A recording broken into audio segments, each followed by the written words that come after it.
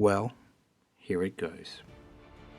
Since the YouTube generation has taken hold and dominated, decimated, reinvented and revolutionized the way that content is made and distributed in the world today, I've wanted to be a successful content maker. In a constant endless stream of cat videos, vloggers and bloggers, YouTube superstars, pranksters and their pranks, fails and wins, and the weirdest shit ever thought of by humanity sitting on the internet, I generally feared there was no space in the online world for my little voice. I'm really a nobody, just some filmmaker dude from small city Canberra, from the land down under. I feared simply no one really cared for what I had to say, and that was a hard truth. But then, sitting and watching the sunset on one of the first days of 2019, I couldn't help feeling a bit like one of my favourite movie heroes, Luke Skywalker. Looking out at the twin suns of Tatooine, I yearned for something more. And I really felt that it was time to genuinely embrace the path that was ahead of me. And so in this moment I realised more than ever, I am a storyteller, and I have always been. It's why I became a filmmaker. And so, it was time to finally open myself up to the world. My name is Dan, I'm a filmmaker from Canberra, Australia, and these are my chronicles of a 30-something virtuoso. Welcome to Film Rhapsody with Dan Sanguineti.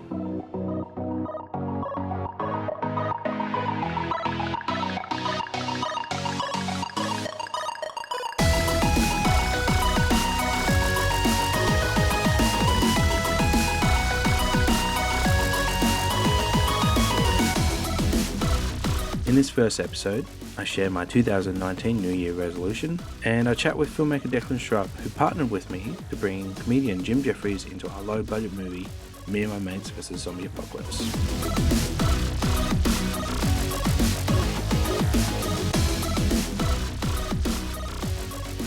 New Year's resolutions are full of shit. But we do it because it gives us a sense of where the year to come could lead us. It's almost tradition for my best friends to sit down at some point on New Year's Eve and declare our resolutions for the year to come. I've always been bothered that the tradition wasn't more focused on, say, new month resolutions or even new week resolutions. It makes more sense that we spend every moment throughout the year resoluting our progress and looking to always better ourselves, right? The fact is 2018 ended on a bit of a personal slump. I mean, it shouldn't have. Last year was a huge year for me, with many goals reached and blown out of the water. I worked really hard on so many different things. But what led me to feel the way I did was perhaps a symptom of doing too much. Perhaps the stress and anxiety of everything brought me close to an edge I thought I'd happily stepped away from. The truth is, I've suffered depression over the years. But in 2017, something literally broke inside me. It wasn't sudden. It was creeping slowly. Lingering, to the point I wasn't even aware it was happening, and I descended into such desperation. It was a darkness that I hadn't experienced before, a mix of frustration and anger, hate and desperation, but not at anyone, just more myself. And the thing is, I didn't shut down. I kept going, but it became my secret. I'd turn up to work, either tutoring film at a local university or my clients' film shoots, and no one could have ever been the wiser. The difficulty was, I didn't know how to talk about it. But slowly I did, and even then, there was still shame for feeling the way I had. It's now been 15 months.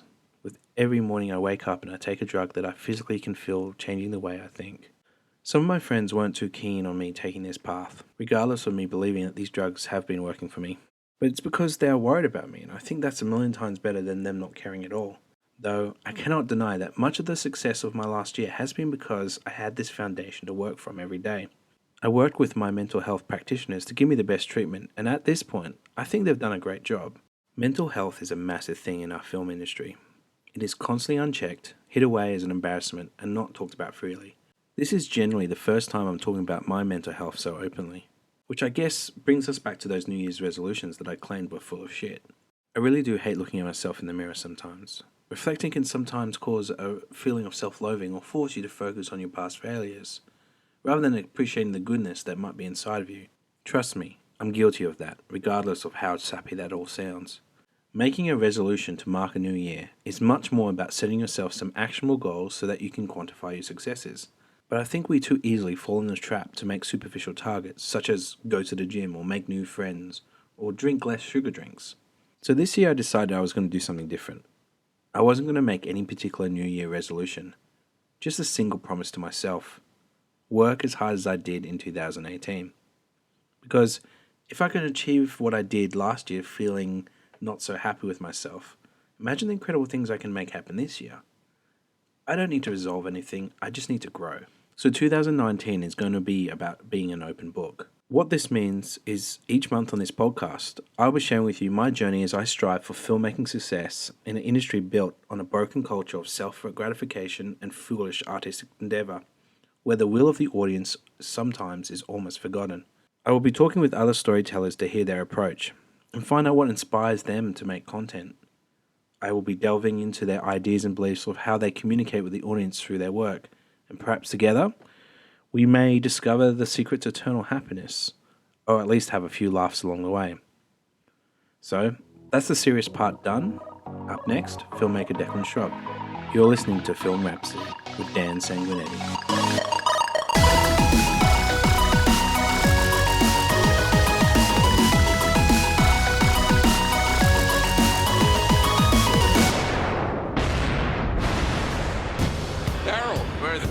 Don't you want to see his surprise photos? Yeah, it's Roy's missus. Yeah. She's rough as guts, I told you.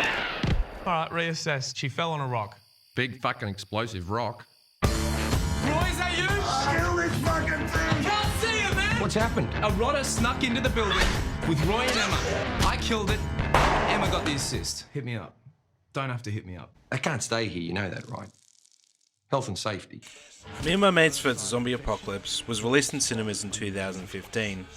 Written and directed by young filmmaker Declan Shrubb and produced by myself and Christian Doran, the film's leads included YouTube superstar Alex Shooter Williamson, comedian Jim Jeffries, and comedy legend Greg Fleet.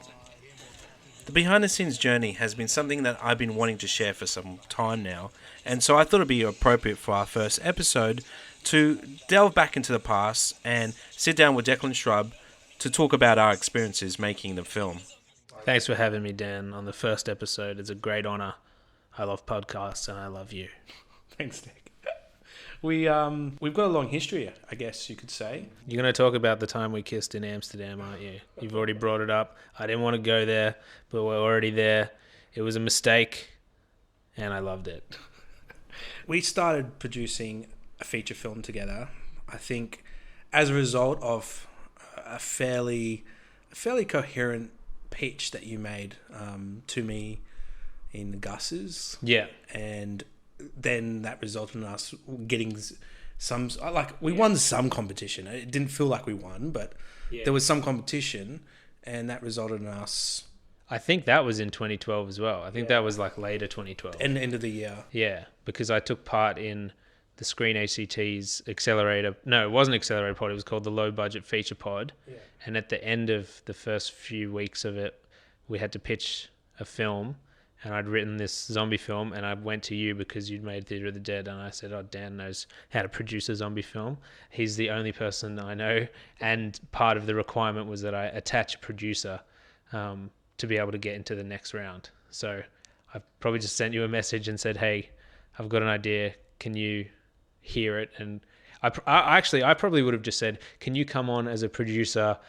Just lend me your name. Just say for this piece of paper that you're going to be the producer, because I wouldn't have thought there was any chance of getting through. I'm just like, I need your name. And you said you actually have to come and sit down and pitch me the idea. Oh yeah, because I'm a hard ass and I make people work. We somehow found ourselves in a position where we had to make $1 million film, and we didn't have $1 million to do it. And that wasn't the plan either. The low budget feature pod was meant to be a $300,000 film or something like that. The idea was to do a Blair Witchy kind of story that you could make really cheap, and that was what we always planned to do. So I designed this story about these telecom tradies in one location, and the zombies outside, and instead of fighting the zombies and doing all this cool action, they just sit around drinking beer and hope that the zombies don't get inside, basically. What do you reckon's causing all this? You know, government poisoning the water supply, airborne pathogens, kids on meth? Nah, I've dabbled with meth, mate. I didn't behave like this. I chased people, but I didn't bite them, not this hard. What would you say was the moment we kind of got locked in? There were a few milestones and points of no return, I would say. Yeah. So the first one would be after we had a successful crowdfunding campaign, because then in my eyes, we'd taken money from people and we'd said we were going to make this, and it was like a public thing. We had a lot of support from people in Canberra and around Australia, and even there was a guy in Canada and stuff like that. So at that point, I was like, we actually have to make this film now, because I don't want to just give people their money back and say that we failed. The next milestone for me was you called me and said, Jeffrey Nugent is in, and I said, who's that? Yeah. And then you said, oh, that's Jim Jeffries' real name. Yeah. And I said, oh, okay.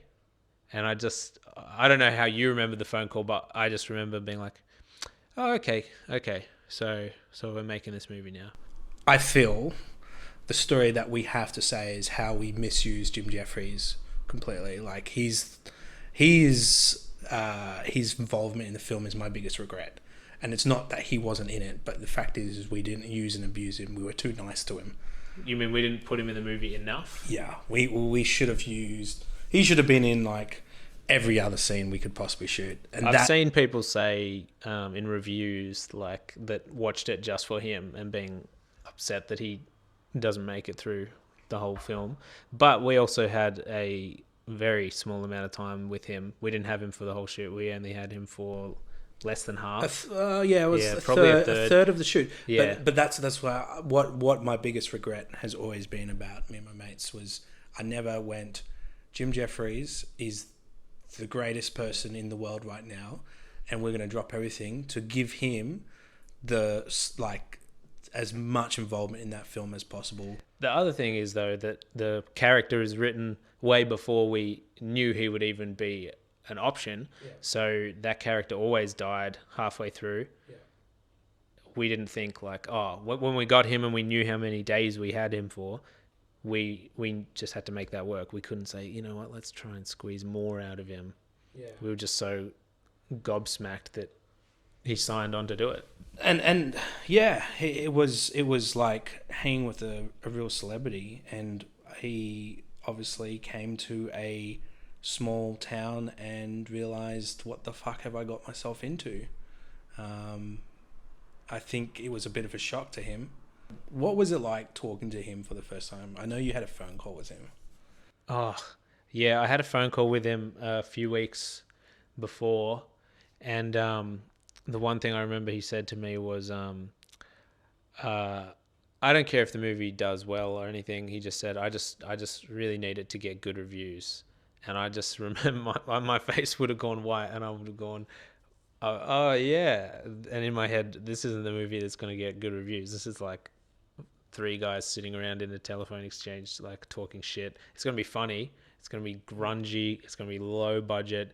I don't even know if it's going to get reviews at all, because we don't know what release it's going to get, you know? Yeah. So I just remember going, we might not be on the exact same page with that one.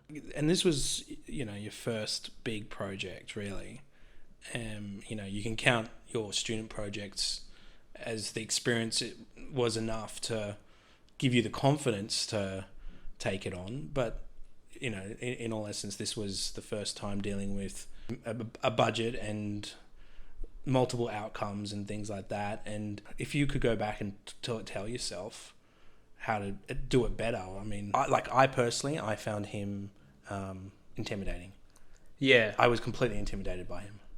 Yeah, I was intimidated by him too. I didn't feel too bad on the set, but, I kind of just let him do his thing, and I wouldn't say I was super confident about doing the whole thing. It was all a big learning experience for me. I was doing a lot of things I hadn't done before, basically, through every step of it. So, I thought I knew how to make a movie, and I knew the basic process, but I'd never held a production meeting. I never sat with a visual effects supervisor and planned out shots. I'd never talked to a production designer about what the build will look like and what materials will be used. And you had to do all of that. Yeah, every single day was like, now you're going to talk to Russell Crowe's stuntman and you're going to walk through all the action with him and figure out how you can shoot it, how you can block it, when the stunt person's going to be on, when it's going to be one of the actors, etc., etc. Oh, now you're going to go talk to this guy who's an armorer who owns 250 guns or something, and he's worked on The Matrix and Mission Impossible, and he just came off Angelina Jolie's film, and he's going to show you guns, and you're going to pick which one you want to use, and he's going to show you how they shoot and what they look like and what the blanks that he's specifically designed for them will look like on film. And all these, like, I've loved doing that. That was really fun. Yeah. Working with the special effects guys, where we go, this is how much money we have, and we're just counting out how many zombies we can have in every scene. And they would say, all right, we can have 2 key zombies. They're going to need to be in makeup for 6 hours. They're going to need to have come to our studio and got a mold of their head done 3 months in advance. So all these fun conversations like that. We want to shoot this one in the face. We want to stab this one with a screwdriver. Then we want to stomp on its neck. And we're going to make a body double and those kind of things. So it was just every day was a new experience all the way through post-production, working in a post-production workflow with an actual post-production house. How do we do color grading? How do we do the editing? Like, I've obviously edited things before, but everything was a new experience to me. And it was overwhelming and intimidating and a lot of hard work. And it was also a lot of pressure because we invested our own money into it as well. So we had to not just play with other people's money, but we had a very personal investment in the film financially and emotionally. So it's like probably nothing in my life will matter as much as that did at the time. And you know how it drained you for 2 years probably. Yeah. Like, it's just all your energy is, can we make this into something watchable or fun for people, or something that will even get seen by people? The reason that he obtained my goat is because he's having sex with my daughter. No one is having sex with your daughter. I'm your zombie slave, bitch. Oh. Daddy's home. I feel like Greg is someone that I really shared a voice with, where everything he did I loved, and anytime I threw him an idea, he would just knock it out of the park, and I'm like, I would work with this guy forever. One of those things, like, at the rap party, I told him to do this joke where he should get up and do a big speech about how much he hated working on this thing and it was the worst thing ever. And he was into it and he started doing it, but he got no response from anyone in the crew. They just thought he was like really doing this horrible speech, and he just pulled out of it like 20 seconds in. It was like, Declan told me to do it, but it was like the funniest thing ever. Once we released the film, I think one of the best bits that I felt was we got to show the film around the country and actually travel to different places, and that for me, that was an experience that I did not savor enough. And if I do, I really look forward to being able to do that again with something, because I really enjoyed it. Going to Melbourne, going to Brisbane, playing to these like little packed theaters and hearing people laugh all over the country. It was like just something that I need to make sure that I take the time to enjoy next time. Yeah. The bad part was that our 2 Canberra premieres, which were the most attended, and the Sydney premiere, I was like so sick that I'd been in bed for 2 weeks and I could barely talk, and my voice was like, I just had a really bad fever. I'd never been that sick in my life, and never since, and that took a lot out of it because I just was so hot and feverish and had a headache and like couldn't speak, that it made it hard to enjoy the Canberra premieres, but I loved playing it around the rest. It's funny you say that too, because the Canberra and Sydney premieres for me were some of the worst days I think I've had working on the project. I don't know. I left those screenings, felt like I'd failed for some reason. I thought Sydney was all right, and then the next night, the Canberra one, which was the biggest one of all, I just remember, I think I was sitting next to Andy True, and I just looked at him, and we were both like, this isn't like going that well. Like the one last night was way better, and then later we had other screenings in Canberra that were like the best. Yeah, the best we had. You've worked on a new script that I think is some of your best work. I want to focus a bit about the process because you applied for development funding. Yeah. So I actually applied for it the year before, and I got rejected. And when I went, like, you're allowed to get feedback on your application, and they said, oh, you didn't include this letter from the consultant that you're going to be using to help, the script development consultant. And I was like, oh, but I had that. And they were like, oh, it wasn't in your application. And I realized that you have to upload so many documents in this thing. It's like 12 documents. Yeah. And I just had not uploaded that one, but it was in my folder of everything else. I just hadn't sent it to them. So, and it was like a key one that they can't give you funding if you don't tell them how it's going to be used, basically. And so I was like, wow, I screwed up pretty big time there, just not uploading that form. So I spent the next year writing the first drafts of it myself. And then the next year I came back with a new revised application and said, now I've written it, now I want to get a script development consultant to help me take it to the next level and rewrite it twice. So I did the first draft myself, and then the next year I did 2 drafts with a script development consultant. Yeah. And part of that application as well, you had a bit of money aside so that you could focus on it as well. Is that how you formed your... That's right. It's technically the first time I've been paid to write, I think.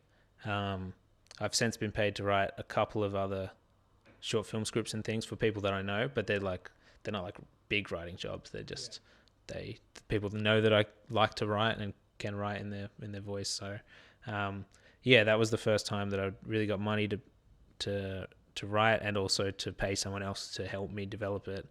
And it was a good experience. I really enjoyed working with someone. It's really good to have ideas to bounce off. Met with them every 6 weeks or so. They would read my drafts. We would just sit there for like hours and hours and talk about different ways the story could go. And it just keeps opening up new avenues. And then by the time I finished the third draft, I was pretty happy with how it was reading and the place that we'd taken it to. What would you say to a filmmaker like you who's just about to start their Me and My Mates odyssey? Look, I'm not the most optimistic guy. And I'm also not the most inspirational quote man. I think you have to weigh it up yourself. Are you willing to take this risk? Are you willing to invest in yourself? Are you willing to not work a job while you work on this film? That's why it's good to do it when you're young, because if you have a mortgage and you have a family, you pretty much can't take that kind of risk. So if you tick those boxes and you're ambitious, I think you should get out there and try and do it. You might have to settle for less, because we know people that have wanted to do something bigger budget, and they're so confident about their product that they keep waiting until they get an A-lister, or they keep waiting till they can get like $5 million instead of making it for 1.5, which they could have done, which they had offers on the table for. Yeah. But if you keep waiting for the dream may never come. So I think you do have to get out there. You also have to realize that whatever you do is not going to be perfect, and it's about how you deal with the problems when they arise and how you compromise with them and what you learn from them, because the next one is going to be where you can apply everything you've learned. So you can't expect to know it all. Well, Dec, thanks for talking with me today, and this is a little chance for you now to plug anything. Yeah, definitely. I put comedy sketches on YouTube periodically under the name Quiperb, which people seem to have trouble pronouncing and reading. So it's Quippurb, Quiperb. You can just think of it like superb quips. Yeah. And it's sketch comedy on YouTube.